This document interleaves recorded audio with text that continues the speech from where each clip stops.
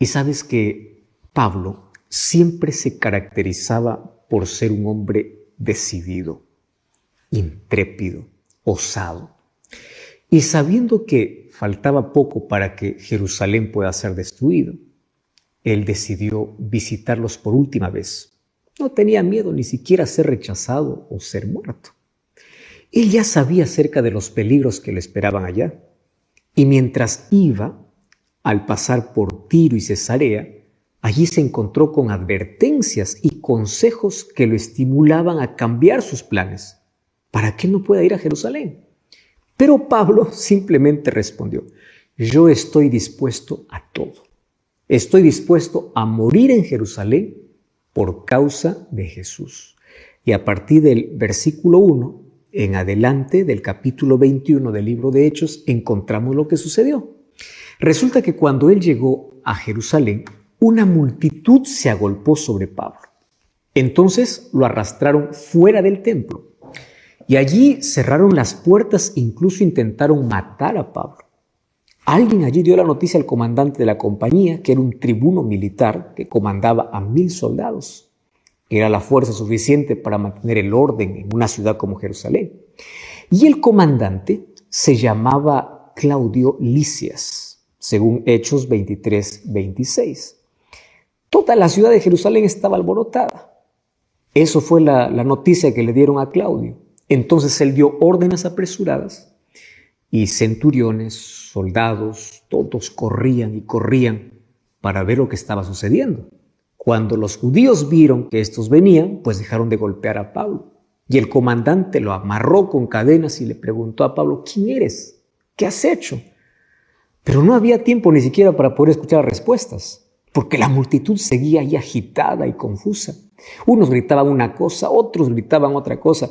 Y viendo el comandante que no estaba nada claro, mandó que lo llevaran a Pablo hacia la fortaleza. Entonces los soldados, apresurando allí el paso, casi corriendo, llevaron a Pablo en el aire, mientras la multitud seguía gritando: ¡mátenlo, mátenlo! Cuando llegaron ya a la fortaleza militar, Pablo hizo así una señal con la mano, y cuando había silencio, comenzó a hablar en arameo, que era el idioma que todos ellos entendían. Y él dijo: hermanos y padres, escuchen mi defensa. Y todos se asombraron porque obviamente le escucharon hablar en su idioma. Y Pablo comenzó su defensa expresando 5 conceptos basados en su propia historia de cómo él se convirtió al cristianismo. Y el primer concepto está en Hechos capítulo 22, versículo 3. Allí dice que el cristianismo no es inferior al judaísmo, porque los judíos estaban acostumbrados al concepto de que no había nada superior al judaísmo, porque todo lo sagrado que tenían en su religión obviamente venía directamente de Dios, claro, con excepción de sus tradiciones, ¿verdad? Ellos sostenían una religión de pura formalidad y sin valor espiritual, porque más eran las tradiciones que lo que Dios les había ordenado. Sin embargo, el cristianismo, dice Pablo, no es diferente. ¿Por qué? En primer lugar, porque el cristianismo aceptaba el contenido del Antiguo Testamento. Ahora, con la diferencia de que el cristianismo aceptaba a Jesucristo, lo aceptaba como el Mesías. Por lo tanto, los cristianos ya no practicaban más las leyes ceremoniales que apuntaban al sacrificio de Cristo. Entonces, al aceptar a Cristo como el Mesías, el cristianismo confirmaba. ¿Qué cosa confirmaba? Todas las profecías de las Escrituras sobre Jesús. Lo que produjo entonces la diferencia entre el judaísmo y el cristianismo no fue el cumplimiento de las profecías antiguas sobre el Mesías, sino fue el rechazo del judaísmo. O sea, los judíos, sabiendo tanto sobre Jesús, lo rechazaron y los cristianos lo aceptaron. Entonces Pablo causó un impacto fuerte por la seguridad con la cual él hablaba. Tú sabes que él cuando hablaba no tenía timidez, con voz firme, voz profunda. Él decía así: hermanos, decía, yo soy judío, yo nací en Tarso de Cilicia, pero yo fui criado en esta ciudad. Y él incluso narra: Gamaliel fue mi profesor, él me enseñó la ley de nuestros antepasados. Yo he sido tan celoso de Dios como cualquiera de ustedes. O sea, su identidad quedó clara su educación, su fidelidad, y no había diferencia entre él y cualquiera de los judíos que le escuchaba. El segundo concepto que presenta en el capítulo 22, está en el versículo 4 y versículo 5, es la intransigencia religiosa que produce muerte. Pablo dice que en su celo que él sentía por Dios, él mismo describió su vida antes del encuentro con Jesús. Y él dice, yo perseguía a este camino hasta la muerte. Yo prendía a esos hombres y mujeres entregándoles en la cárcel. Ahora, solo esa declaración debería haber convencido a la multitud de que de que la intransigencia no es buena. Además, él agregó, así ustedes pueden, dice, confirmarlo al sumo sacerdote y todo el consejo de ancianos, porque inclusive yo tuve cartas de ellos. Por eso yo estaba yendo para Damasco, para traer a aquellos cristianos que estaban allá en Jerusalén o en Damasco, para traerlos a Jerusalén, para que aquí fuesen castigados o muertos. A partir del versículo 6 hasta el versículo 11 presenta el tercer concepto. Dios no deja en tinieblas a nadie. Porque después de establecer la verdadera identidad del cristianismo y luego de haber mostrado el sentido moral de la intransigencia, estaba listo para explicar su conversión. Y él contó, allí dice, ¿qué cosa es lo que sucedió? Que al torno del mediodía, cuando yo me acercaba para Damasco, una intensa luz del cielo resplandeció alrededor de mí. Y yo caí al suelo, mientras oía una voz que me decía, Saulo, Saulo, ¿por qué me persigues? Y yo respondí, ¿quién eres, Señor? Y él dijo, yo soy Jesús de Nazaret, a quien tú persigues. Y ahí la respuesta, Señor, ¿qué quieres que haga? Y la respuesta de Dios fue, pues levántate, entra a Damasco y ahí se te dirá todo lo que yo quiero que hagas. Luego presenta el cuarto concepto. Todos los creyentes tienen una misión divinamente encomendada. A partir del versículo 12 al versículo 16 habla acerca de esa misión. 2 pasos siguió Dios para darle a Pablo la misión de su vida. Le devolvió la vista y le dio la tarea de testificar.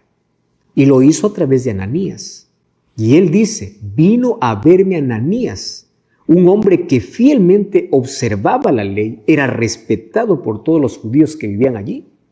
Ahora, esta información era importante para esa gente, pero Pablo continúa allí con su historia y dice, Ananías se puso a mi lado y me dijo, hermano Saulo, recibe la vista.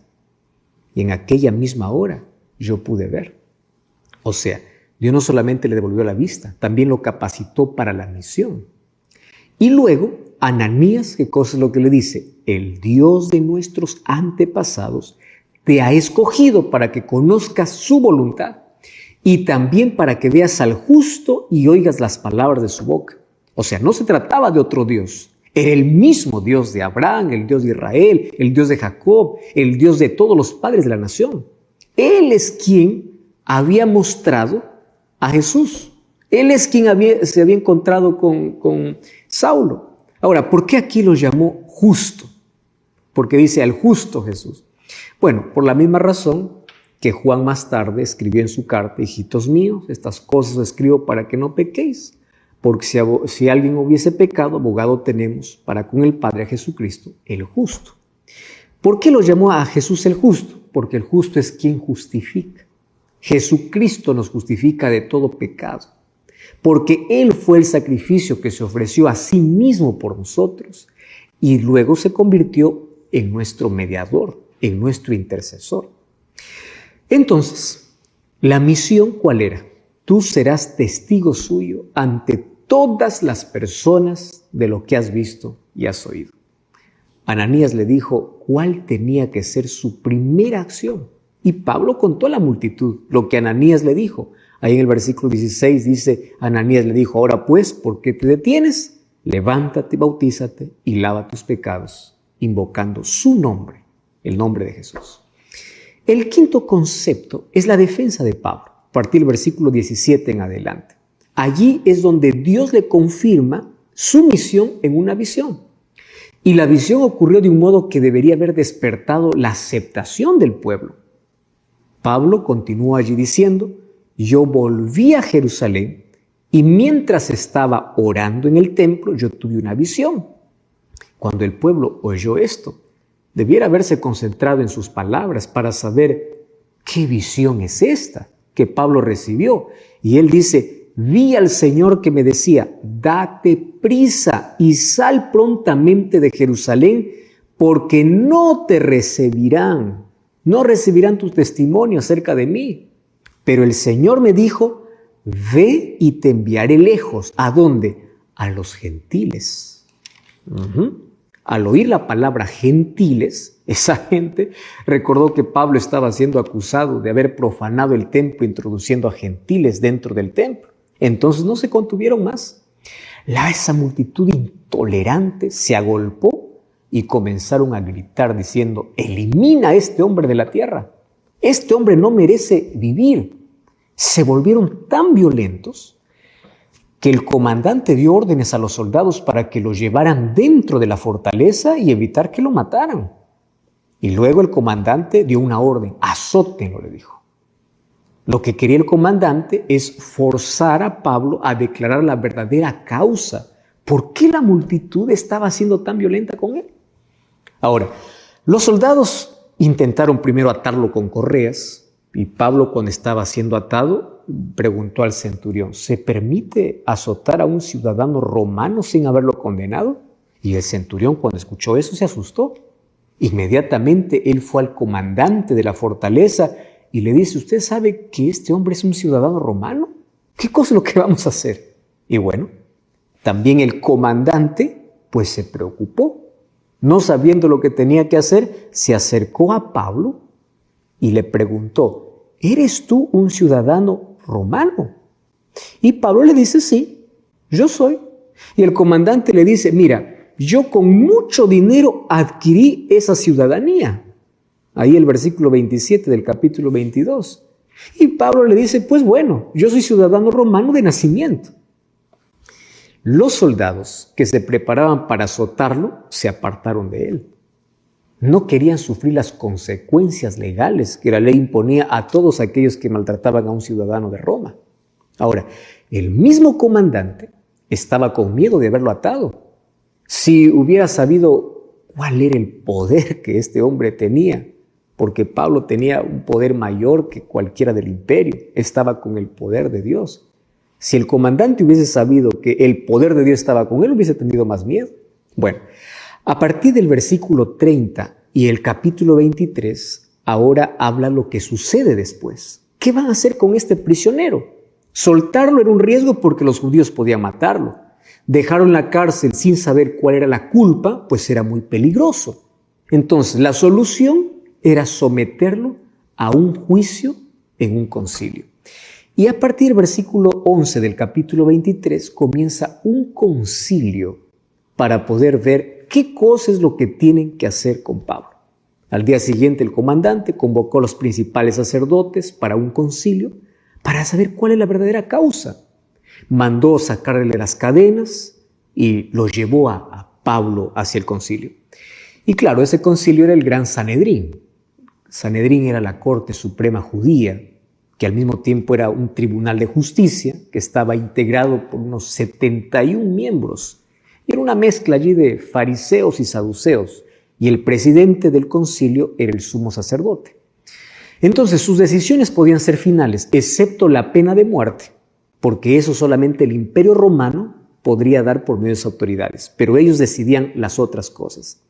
Entonces el comandante presentó a Pablo ante el concilio y lo autorizó para poder presentar su caso. ¿Y saben qué hizo Pablo? Pablo realizó una defensa basada en dos estrategias. La primera estrategia fue su buena conciencia y la segunda, él causó una división dentro del mismo concilio. El comandante le libró de la muerte porque ellos querían despedazar a Pablo. Fue llevado a la fortaleza, allí intentó defenderse, mas nadie lo escuchó. Finalmente el comandante romano llama al Sanedrín judío para poder ver cuál es el problema real, qué cosa es lo que tienen contra este hombre. Fue llamado el concilio, 71 personas allí, para poder escuchar la defensa de Pablo. Y ahí el capítulo 23 habla acerca de lo que sucede en ese concilio. Entonces allí Pablo usa dos estrategias. La primera basada en su conciencia, buena conciencia, y luego divide el concilio.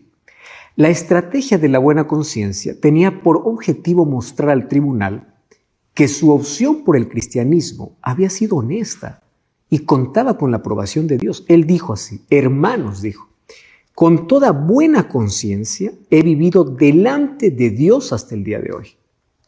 Además, Ananías, el sumo sacerdote, juzgó las palabras de Pablo y dijo: esto es una blasfemia, y ordenó incluso que lo golpearan en la boca.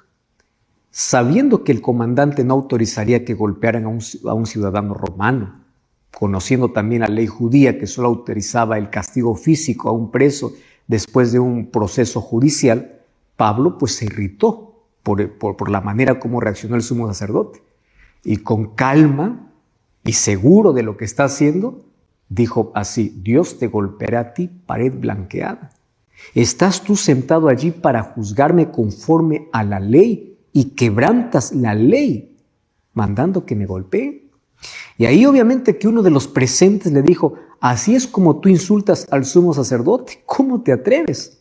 Y Pablo respondió así: hermanos, yo no sabía que él era el sumo sacerdote, porque escrito está: no maldecirás al príncipe de tu pueblo.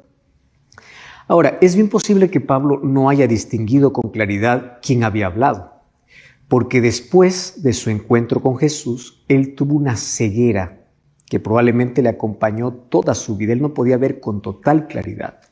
Entonces parece que fue una deficiencia que quedó allí con la vista de manera permanente. Por otro lado, pues ¿cómo iba a esperar que el sumo sacerdote actuara en contra de la ley?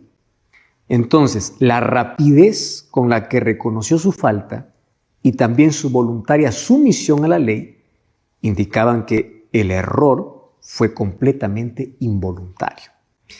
Entonces Pablo allí se dio cuenta de que el sumo sacerdote había eliminado una posible defensa sobre la base de la buena conciencia, porque eso fue su primer argumento. Pablo tuvo que cambiar de estrategia. Número 2, allí Pablo usa la división que había dentro del mismo Sanedrín, porque habían fariseos y saduceos. Y allí dijo: hermanos, yo soy fariseo, hijo de fariseos. Acerca de la esperanza y de la resurrección de los muertos se me juzga. Y ahí el concilio se dividió, porque existía una vieja discusión entre fariseos y saduceos. Y allí nuevamente es como que Pablo tocó la herida. Los saduceos no creían que hubiese resurrección. Ellos no creían ni en los ángeles ni en los espíritus. Ellos ya habían sido contaminados con extrañas creencias griegas, mientras que los fariseos obviamente pues creían en la resurrección, creían en los ángeles, basado en las enseñanzas bíblicas. La discusión ahora fue entre ellos, saduceos y fariseos, y quedó tan violenta. Se gritaban los unos a los otros.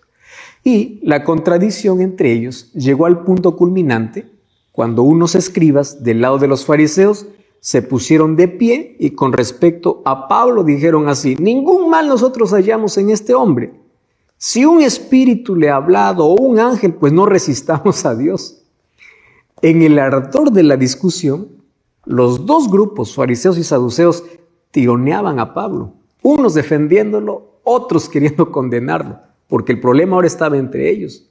El comandante, que estaba observando todo, se dio cuenta que solamente estaba aumentando la tensión entre ellos mismos y que si es que Pablo seguía así, pues terminarían despedazando a Pablo. Así que llamó a más soldados y ordenó que pusieran a Pablo nuevamente dentro de la fortaleza para que pueda estar protegido, y así quedó libre de peligro. Varios sucesos ocurrieron allí. Resulta que a la noche siguiente se apareció el Señor a Pablo en sueños y allí le dice así: ten ánimo, Pablo, así como has testificado por mí en Jerusalén, es necesario que testifiques también en Roma. Entonces aquí Pablo recibió la confirmación de que el Señor estaba dirigiendo todo y todo lo que estaba ocurriendo era solo una forma para llevarlo a las más altas autoridades del imperio, a quienes tenía que predicar el evangelio. Luego, después de haber sucedido otras cosas a partir del capítulo 23, versículo 23 en adelante, habla de que el comandante decidió retirar a Pablo del peligro que corría en Jerusalén, porque ya habían intentado matarlo varias veces allí. Y él decidió enviarlo ante el gobernador, que se llamaba Félix. Félix tenía su sede en Cesarea, que estaba unos 100 kilómetros hacia el noroeste de Jerusalén. Resulta que Herodes el Grande había construido esa ciudad en 12 años, y el nombre de Cesarea era un homenaje a César Augusto, al emperador. Esta ciudad había sido planeada para ser la sede del gobierno de la provincia romana de Judea. Y Cesarea era el centro de exhibición de la cultura romana. Tenía un anfiteatro, un enorme templo dedicado a César. Habían grandes estatuas del emperador. Y fue allí que fue enviado Pablo. El comandante quería estar seguro que nada y que nadie le hiciera ningún daño. El viaje no era tan corto, así que mandó a 2 centuriones, 200 soldados, 60 jinetes o 70 jinetes y 200 lanceros. Pablo fue como un guardia de un alto oficial del imperio. Además, prepararon varios caballos, animales de carga, para que Pablo pudiese llevar todas sus pertenencias. Y la orden del comandante era entregarlo a Félix sano y salvo. Además, el comandante les entregó una carta para el gobernador que decía lo siguiente: Claudio Lisias, a su excelencia, el gobernador Félix, salud. Interesante saludo, ¿no? Y ahí dice: los judíos prendieron a este hombre y estuvieron a punto de matarlo, pero yo llegué con mis soldados y lo rescaté. Pero me había enterado de que este es un ciudadano romano, y yo quería saber de qué lo acusan. Así que lo llevé al consejo judío, al Sanedrín, y descubrí que lo acusaban de algunas cuestiones de su ley, pero que no había ningún cargo en su contra para que éste pudiese merecer la cárcel o la muerte. Y cuando me informaron que se tramaba de una conspiración contra este hombre, pues yo decidí enviártelo a ti. Y también allí él continúa en la carta diciendo: ordené a sus acusadores que expusieran algún cargo delante de ti. Y allí acabó la carta. Él se recomendó bonito y envió también allí junto con la carta a Pablo. En Cesarea, el gobernador recibió a Pablo, leyó la carta y lo primero que le preguntó es: ¿de qué provincia eres? De Cilicia, respondió allí Pablo. Bueno, le dice: yo te voy a escuchar cuando vengan tus acusadores. Entonces mandó que lo pusieran allí en el pretorio de Herodes. Pretorio era el nombre que daban los romanos al palacio de un gobernador en una provincia del imperio. Y allí quedó bajo vigilancia, pero claro, no estaba en la mazmorra de una cárcel. Dios mantenía a Pablo bajo su propia vigilancia para que nada pudiese impedir que pudiese cumplir la orden de testificar en Roma. Resulta que el capítulo 24 habla acerca de cómo, después de haber pasado unos 5 días desde que llegó Pablo a Cesarea, hasta el momento en que Félix se sentó en el tribunal para poder escuchar la acusación contra Pablo. Para ese tiempo ya habían llegado a Cesarea el sumo sacerdote Ananías y algunos de los ancianos que eran dirigentes de Israel. Y ellos habían traído a un hombre llamado Tértulo, que era un orador, abogado de prestigio, para que pueda acusar directamente a Pablo. Y Tértulo allí comenzó un discurso, y su discurso tenía 3 partes. La primera era una adulación, la otra era una acusación, y la última, pues allí muy breve, tenía el objetivo de inducir a la decisión de la mente inducir la mente del emperador o del gobernador para que tome una decisión. La adulación comienza así: oh excelentísimo Félix, bajo tu comando hemos disfrutado de largo periodo de paz. Con profunda reconocimiento, ¿no? O profunda gratitud, reconocemos todo lo que tú has hecho. Y tú sabes que esto era apenas una adulación, que tenía por objetivo conquistar la voluntad del gobernador para que la acusación que él presentaba pudiese aceptarlo. Bueno, luego Tértulo continuó, y allí él dice: yo quiero no importunarte más, mas yo te ruego que con la bondad que te caracteriza, que tú puedas escucharme de manera breve. Y bueno, bondad no tenía el gobernador. Todo lo que este abogado hacía era adular tanto al gobernador para que tome una decisión rápida en favor de los acusadores. Y allí presenta la acusación, 2 elementos de la acusación. En primer lugar, dice así: este hombre es una plaga. Eso es lo primero que dijo, este es un criminal. Y entre sus crímenes, obviamente, incluyó la provocación de disturbios entre los judíos de todas las partes. Le acusó de ser cabecilla de una secta llamada los nazarenos. Claro que la traición allí al imperio estaba implícita. Eso era una falta muy grave. Y después dijo, incluso trató de profanar el templo. Por eso le prendimos. Tértulo acusó a Pablo de cometer acciones contra la ley de Roma y contra la ley de Israel. O sea, por todos lados era culpable. Él tenía que ser condenado, ya sea por los romanos o por los judíos. Esta conclusión fue el intento de inducir a una decisión rápida en la mente del gobernador. Y mira cómo termina este Tértulo. Le dice, tú mismo, al interrogarlo, podrás comprobar que todas nuestras acusaciones son verdaderas. Esto es un mensaje subliminal perfecto. Es como decirle, ni siquiera necesitas interrogarlo para saber la verdad sobre sus crímenes. Pero si quieres, interrógalo para poder comprobarlo. Y cuando esté todo comprobado, pues condénalo. Eso es lo que estaba diciendo este hombre. Capítulo 24, a partir del versículo 10 al 21, dice que Félix hizo una señal a Pablo, autorizándole a hablar. Y Pablo presentó su defensa sobre la base que había actuado con toda limpia conciencia. Ahora, el contraste entre el discurso de Pablo y de Tértulo pues es impresionante, porque Pablo no aduló a Félix. En la introducción solo habló del tiempo que había actuado como juez de la nación y le dijo así, yo sé, le dice Pablo, que desde hace mucho tiempo eres juez de esta nación, así que de buena gana presento mi defensa. ¿Cómo se defendió? Primer argumento, la brevedad del tiempo. Él dice así, mira, no hace más de 12 días que yo subí para adorar a Jerusalén. Resulta que desde que Pablo había llegado a Jerusalén hasta el día en que estaba ahora compareciendo ante Félix, habían pasado apenas 14 días. Claro que Pablo no contó el día de su llegada ni el día que estaba ante Félix, por eso es que dice apenas son 12 días. Ahora, su defensa consistía en lo siguiente. Si yo estuve solamente 12 días, ¿de dónde sale la idea de que yo realicé una sedición? ¿De dónde sale? Yo no tenía ni siquiera tiempo para eso. No me encontraron discutiendo con nadie. No me encontraron juntando una multitud. Y ahí aparece el segundo argumento. No hay pruebas. Pablo dijo, no te pueden probar sobre las cosas que ahora me acusan. Ahora, la pregunta es, ¿puede haber condenación sin que nos se presenten las pruebas? Claro que no. Ahora, no le permitía al sistema judicial israelita ni al sistema judicial romano hacer esto. Y allí presenta un tercer argumento. Dice, confieso haber actuado con limpia conciencia en todo. Pablo aquí acumula varios hechos que demuestran la calidad de sus acciones. En primer lugar, él dice así, sirvo a Dios según el camino que ellos llaman herejía. Wow, pero yo sirvo al mismo Dios que ellos sirven.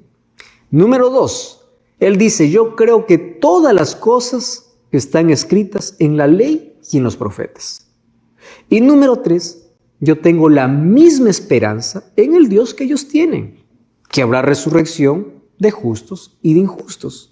Y finalmente, él dice, por causa de esta esperanza, procuro actuar con toda conciencia limpia, no solo ante Dios, sino también a los hombres. Wow, es impresionante, ¿no? Y allí él argumenta diciendo, lo que hice allí en Jerusalén, pues demuestra mi inocencia de varias maneras. Prueba que las cosas que hizo en Jerusalén no revelan ninguna actividad, ni siquiera cercana a las acusaciones de estos hombres. En primer lugar dice, yo llegué a Jerusalén para poder presentar mis ofrendas. En segundo lugar, mientras estaba ofreciendo las ofrendas y purificándome, pues me encontraron unos judíos de Asia. Yo no estaba liderando ninguna multitud, yo no estaba realizando ningún alboroto. Y bueno, esos judíos de Asia, si tuvieran algo del cual acusarme, ellos deberían estar aquí acusándome. Pero no están aquí. ¿Por qué? Porque no pueden acusarme de nada. Yo no hice nada malo, no hay pruebas. Obviamente, las personas que estaban allí debieron haber probado alguna cosa de las cosas malas que él había hecho. Además, él pudo haberse defendido. Cuando me llevaron al concilio, allí convocado por el comandante Lisias, no tenían nada contra mí. Y Pablo aquí termina su defensa. Y era evidente pues que no existía ninguna causa para poder acusar a Pablo. Félix debió haberlo declarado inocente, debió haberlo dejado en libertad, pero no lo hizo. ¿Sabes qué hizo? Simplemente postergó la decisión para el futuro. Y allí terminó la reunión, diciendo a los delegados del Sanedrín: cuando venga el comandante Lisias, yo decidiré este caso. Y mandó al centurión que pueda custodiar a Pablo y le concedió alguna libertad con el derecho de poder recibir a sus familiares para que lo visitaran. Ahora, la pregunta es, si para él era evidente que Pablo no tenía la culpa, entonces, ¿por qué lo siguió teniendo como prisionero? Dos cosas había. Lo primero era curiosidad y lo segundo era codicia. ¿Por qué curiosidad? Porque unos pocos días después hizo llamar a Pablo. Y Félix ahora estaba con su esposa era judía. Y los dos querían saber más sobre la fe de este Pablo, la fe en Jesús. Y Pablo les contó sobre Jesús y la calidad de vida que él espera de todos, porque todos los seres humanos van a comparecer ante el juicio venidero. Eso es lo que le dijo para Félix. Entonces los dos quedaron asustados. Félix le dijo: puedes irte, cuando tenga otra oportunidad te llamaré. Él rechazó la verdad que Pablo le presentó. Pero más fuerte que la curiosidad era su codicia. Muchas veces Félix hizo traer a Pablo delante de él, no para escucharle, sino que la razón era porque él esperaba que Pablo le diera dinero para que lo soltara. Pero obviamente, Pablo no era uno de esos bandidos que siempre dan dinero para que los dejara operar libremente. El mayor deseo de Pablo durante su prisión en Cesarea no era obtener su libertad, era que lo enviaran a Roma. Solo que Félix pasó 2 años en ese juego sucio de la corrupción, tratando de obtener algo de dinero, pero finalmente no lo obtuvo. Y todavía la historia continúa, porque resulta que después de esos 2 años se produjo una lucha violenta entre judíos y gentiles, allí en Cesarea. Félix trató allí de apaciguarlos, pero la violencia de sus acciones causó mucho derramamiento de sangre entre los líderes de los judíos. Y este hecho, junto con otras acusaciones contra él y su relación allí con los bandidos, causó que Félix pueda ser destituido de su cargo. Y cuando fue destituido, pues intentando congraciarse todavía con los judíos, dejó a Pablo en prisión. Bueno, quizás probablemente esperando que el nuevo gobernador lo condenara. Y mira, perdió la oportunidad de salvación cuando Pablo le predicó. Además, él nunca dejó la corrupción. Y cuando fue destituido de su cargo, ni siquiera allí dejó libre a Pablo. Pero Pablo va a continuar allí por lo menos por 2 años hasta que aparece un nuevo gobernador. Y con este nuevo gobernador tiene una nueva historia. El capítulo 25 de Hechos habla acerca de cómo las autoridades del Imperio Romano sustituyeron a Félix por Festo. Y esto ocurrió en el año 60 después de Cristo. Él era un hombre menos sanguinario y menos corrupto que Félix. No se demoró en visitar allí a las autoridades judías. Solo 3 días después de su llegada, él viajó para Jerusalén. Y claro, tampoco los líderes judíos esperaron mucho para poder hablarle a Festo sobre Pablo. Y le rogaron y le pidieron que por favor pudiese traer a Pablo a Jerusalén. Claro que este no era un pedido de buena fe. Ellos planeaban matarlo en el camino. Festo se dio cuenta de sus planes, o por lo menos conocía la historia de la prisión de Pablo que Félix le contó antes de partir. Entonces él les dijo así: Pablo está bajo mi custodia en Cesarea y pronto volveré a esa ciudad. Todo lo que ustedes tengan en contra de él pueden hacerlo viniendo conmigo. Si existe algún crimen contra este hombre, pues acusen. Bueno, aquí la promesa de un nuevo juicio contra Pablo estaba clara. Festo permaneció allí entre 8 a 10 días en Jerusalén y luego volvió para Cesarea. Los representantes del Sanedrín también volvieron con él. Resulta que al día siguiente se sentó el tribunal y mandó para que pudiesen traer a Pablo. Y apenas apareció Pablo, allí sus acusadores lo rodearon e insistían en sus acusaciones. Mencionaban muchas acusaciones muy graves. Pero resulta que ninguna de sus acusaciones podrían probarlo, porque todo era mentira. Por su lado, Pablo siempre se defendía diciendo: yo no he cometido ninguna falta contra la ley de los judíos, ni contra el templo, ni contra el emperador. Eso era toda su defensa, claro, porque todo lo demás, las acusaciones de ellos, era pura mentira. En ese momento, el gobernador, que había actuado muy políticamente al visitar a los líderes judíos, pues quiso congraciarse con los judíos. Él no estaba preocupado mucho por la justicia del caso. Lo único que le interesaba era cómo le iba a él políticamente conveniente. Pero él cometió un error ahí en su estrategia, porque en lugar de tomar una decisión, él mismo transfirió la decisión a Pablo y le preguntó así: ¿tú estás dispuesto a subir a Jerusalén para que yo te juzgue allí? Pablo enseguida se dio cuenta del peligro y él respondió: yo estoy ante el tribunal del emperador. Este es el lugar donde yo debo ser juzgado. Yo no he hecho ningún agravio a los judíos, como tú muy bien sabes. Y si fuera culpable de algo, pues entonces aquí estoy. Yo no me rehúso a morir. Pero como todas sus acusaciones son falsas, aquello que los judíos han formulado contra mí, nadie tiene derecho a entregarme a ellos. Esa fue la respuesta, ¿no? ¿Cómo es que usted me va a entregar a los judíos solamente por complacerlos? Pablo habló con total claridad. Él expuso allí su inocencia, las intenciones asesinas también de sus enemigos, la motivación política del gobernador, y él allí obviamente habló sobre un derecho de un juicio justo. Y él dijo: apelo al emperador.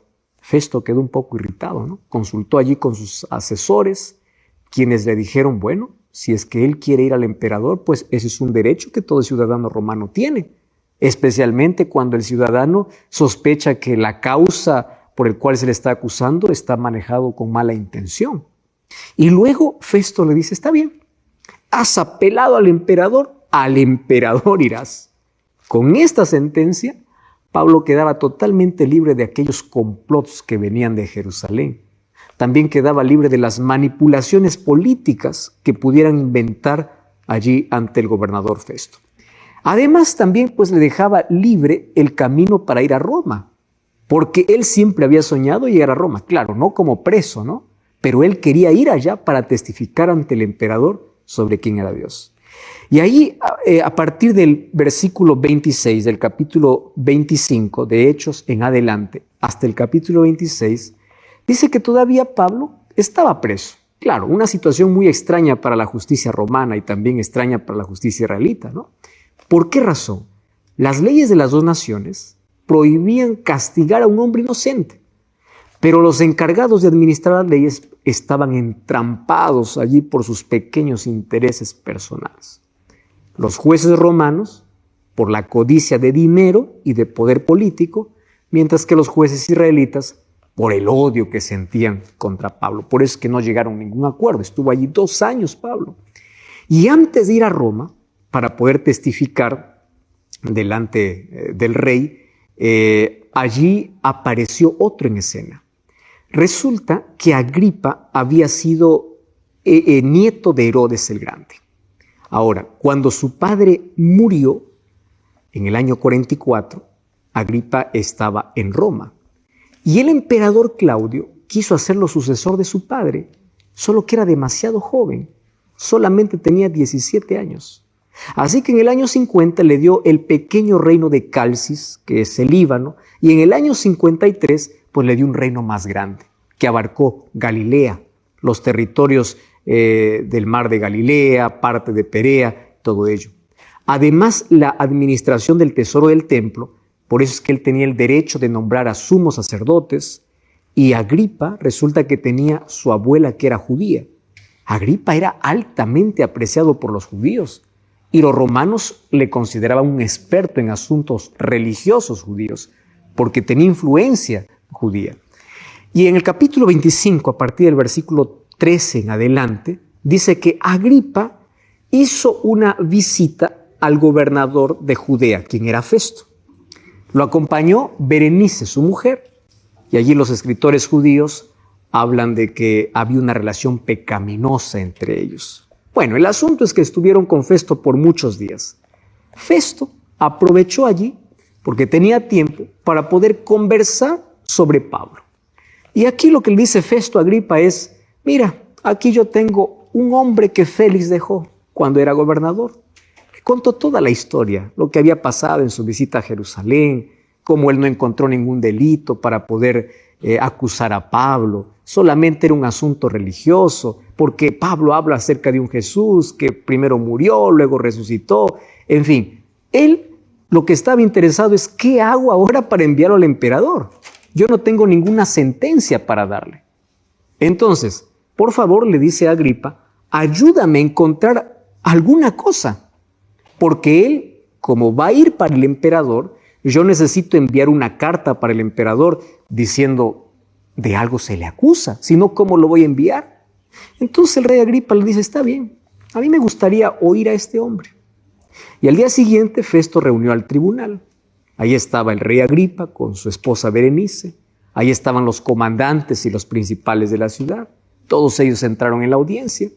Festo allí dio un discurso en el que justificaba la reunión y él comenzó diciendo, Rey Agripa y todos los presentes, aquí está este hombre respecto de quien toda la multitud de los judíos me ha demandado allí en Jerusalén y ahora están pidiendo a gritos su muerte.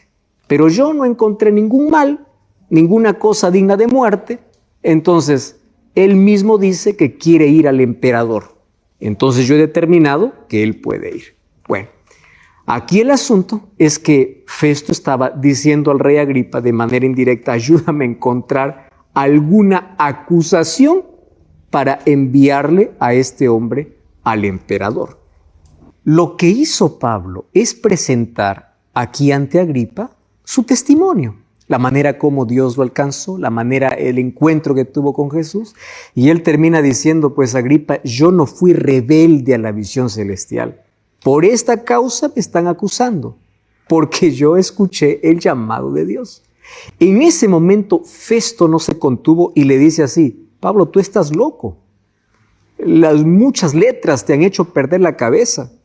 Y allí Pablo le dice, excelentísimo Festo, no estoy loco, yo estoy sensato. Luego allí Pablo dio un giro y habló con el rey Agripa en una conversación de una manera muy elegante.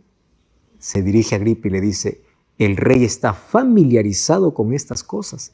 Claro, porque él sabía el contexto del cual venía Agripa.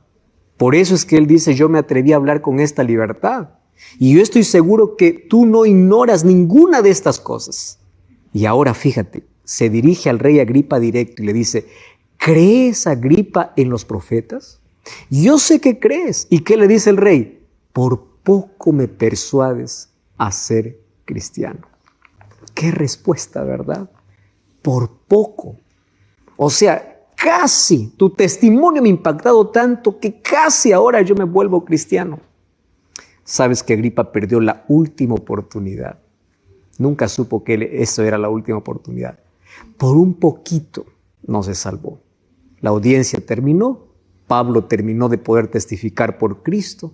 Había testificado ante el tribunal, ante el rey. Y bueno, Agripa debió haber dicho, está bien, yo quiero ser cristiano, quiero abandonar mis pecados. Pero en lugar de arrepentirse, postergó y jugó con la oportunidad que tenía. Se autoengañó. ¿Sabes? Las excusas siempre se presentan en el camino. Es un